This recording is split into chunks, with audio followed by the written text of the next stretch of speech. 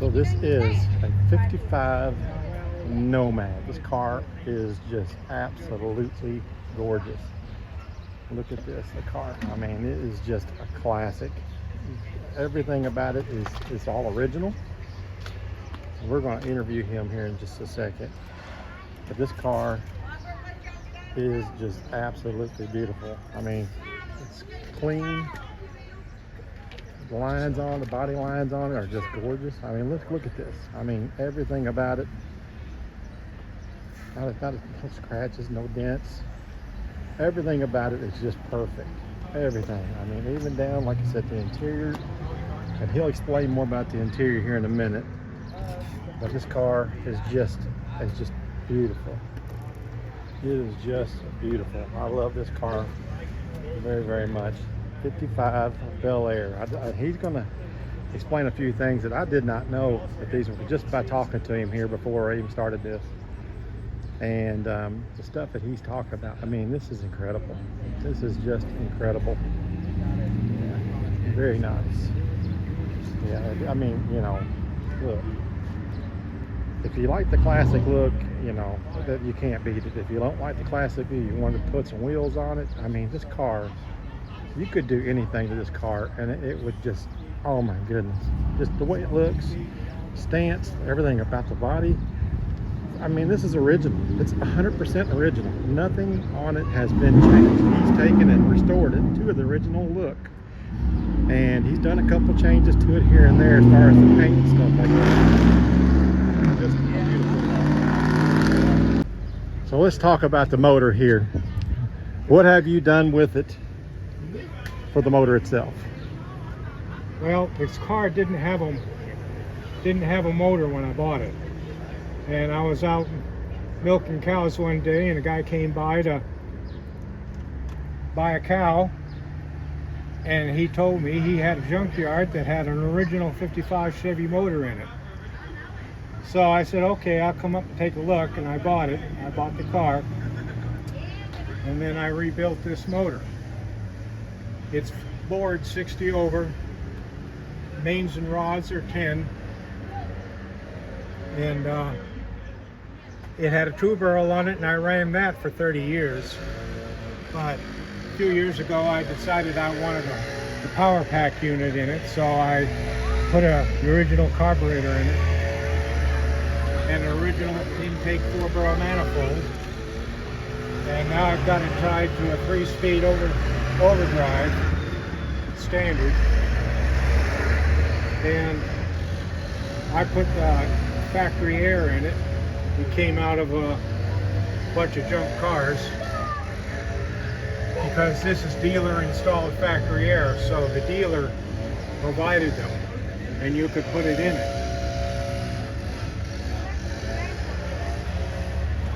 Okay. I ran it. All right.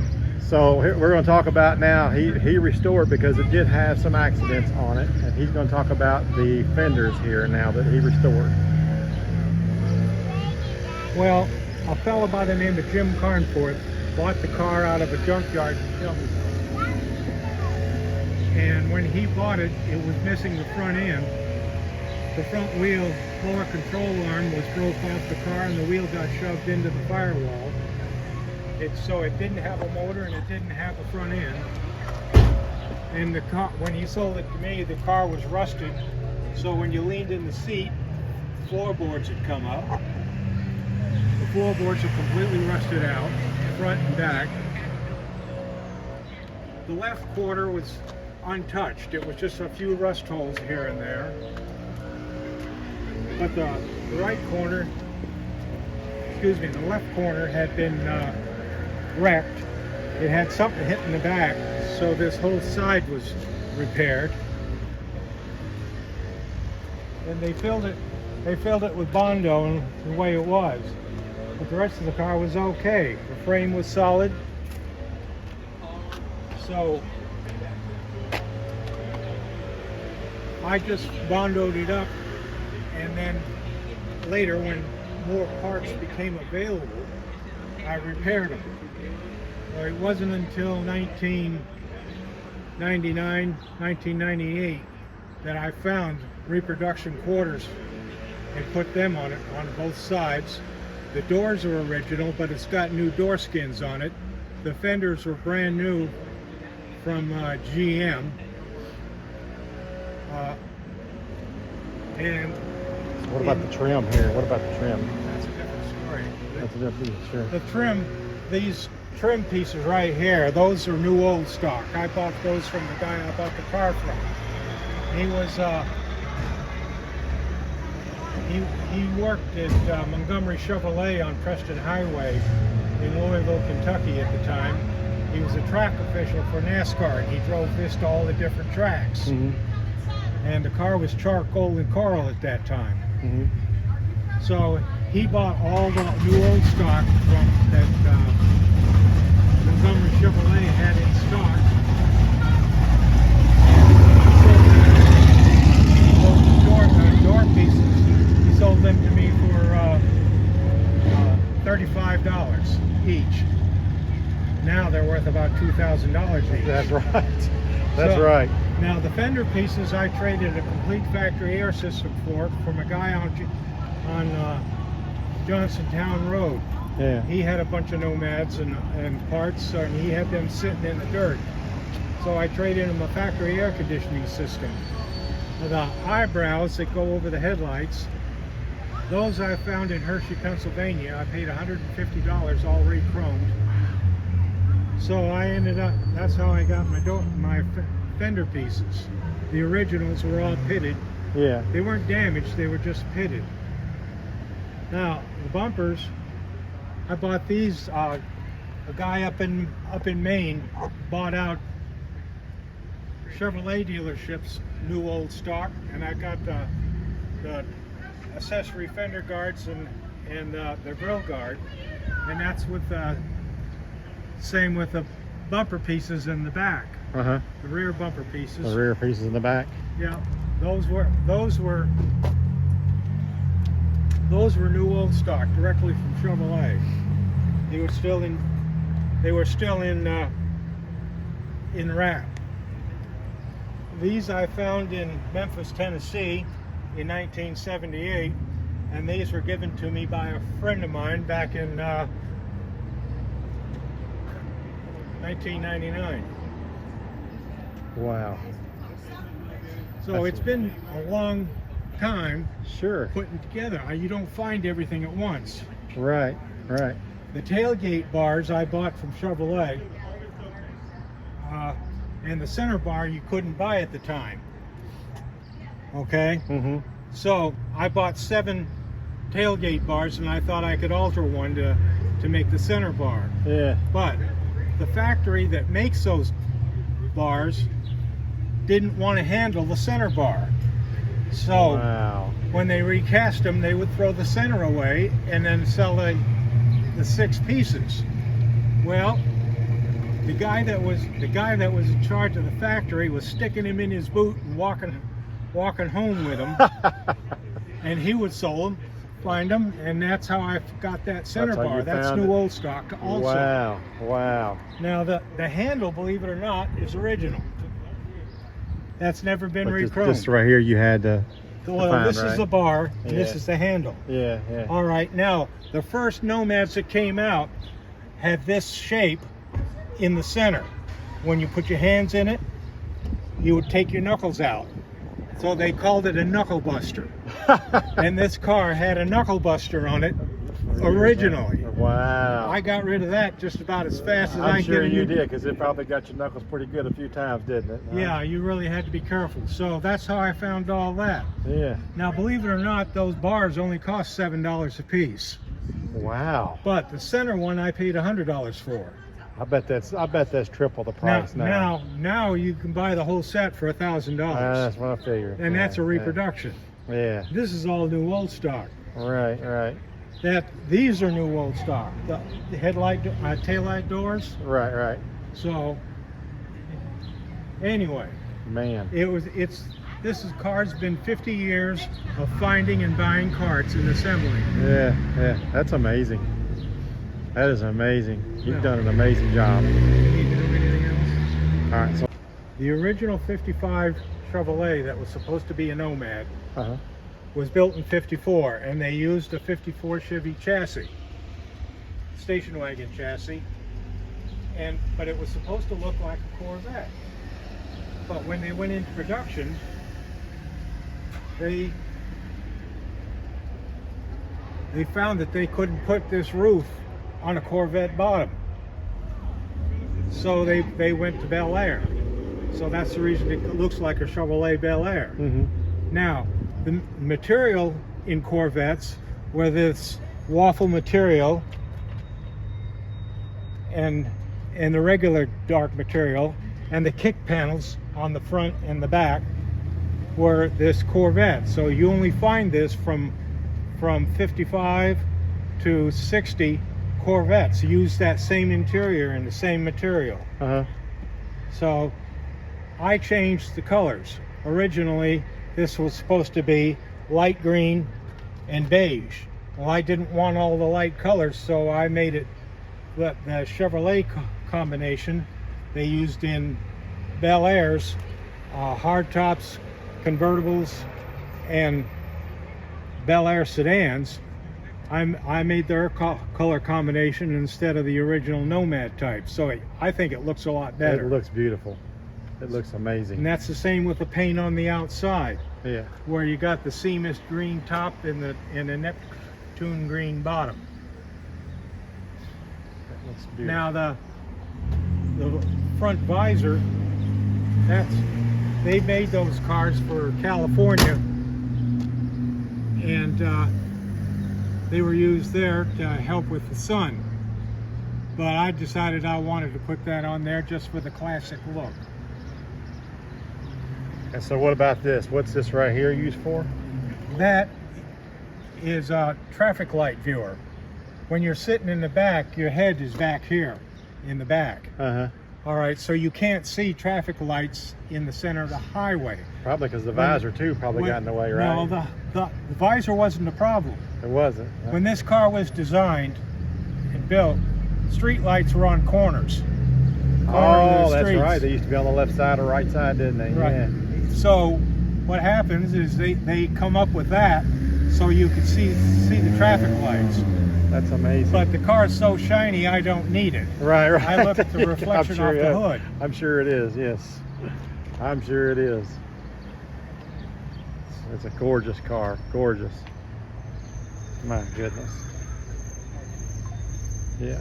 So, let's see. Now, what size motor is in this again? This is an original 265 V8. 265? Okay. I changed it from a 2-barrel to a 4-barrel with all the original parts. It's got a performance cam in it, but not too bad. Yeah. And it runs perfect. That's good. And talk about this.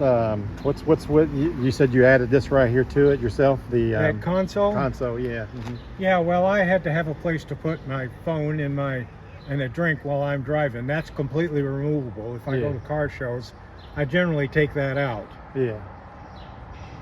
That's cool. And I've had a few flats, so I carry a jack and a lug wrench so I can change tires. Right, just in case. So are these white wall tires, are they still pretty expensive, or have they gone down in price as far as? Well, the tires, these tires are radials. Yeah. It's 205,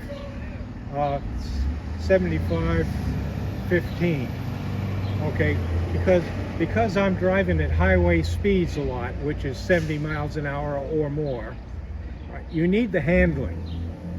So because of the way the roads are built, I needed stabilizer bars, because when you have a car this heavy going around a corner, It all floats a right, little more, it dives in corners. Yeah. So I put stabilizer bars in it. Now, stabilizer bars are a Chevrolet accessory. Right. They did make them at that time, but for export only. Oh, really?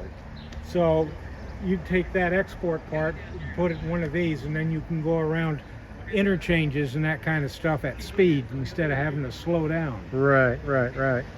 Radial tires just make it handle better. Yeah. So Now, if these are original wheels, these are 56 wheels with 55 hubcaps, or wire wheel accessory hubcaps. Now, I found the baskets in Hershey, Pennsylvania, and the centers are reproductions made by a fellow in Tennessee. Don Trivet is his name, and he had those made, but Don Trivet died 25 years ago. But his company is still in existence. Sure. So I'm buying parts from him. So talk about the fuel too used. The fuel. The fuel, yeah. So what kind of fuel did you, because you can't run the regular gas today, right? Gas today is unleaded and ethanol blend. Well, you got 10% and 50% ethanol. Well, that eats up these old carburetors, fuel pumps, and parts inside the gas tank. So you need to find non-ethanol fuel.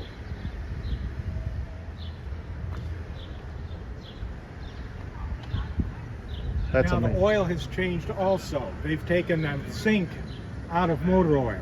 Yeah. Now zinc is a friction preventer, and so you can't, your cam and lifters don't last if you don't have zinc in the oil.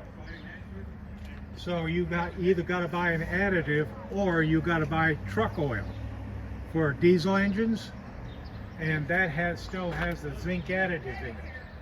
Because modern cars, they have overhead double camshafts, whereas these are just single camshaft. Right. So they have a tendency to wear out, and I'll tell you, the lobes don't last long without that zinc. It has to have it. Yeah. So you can buy zinc at Walmart for about $4 to $5 a quart.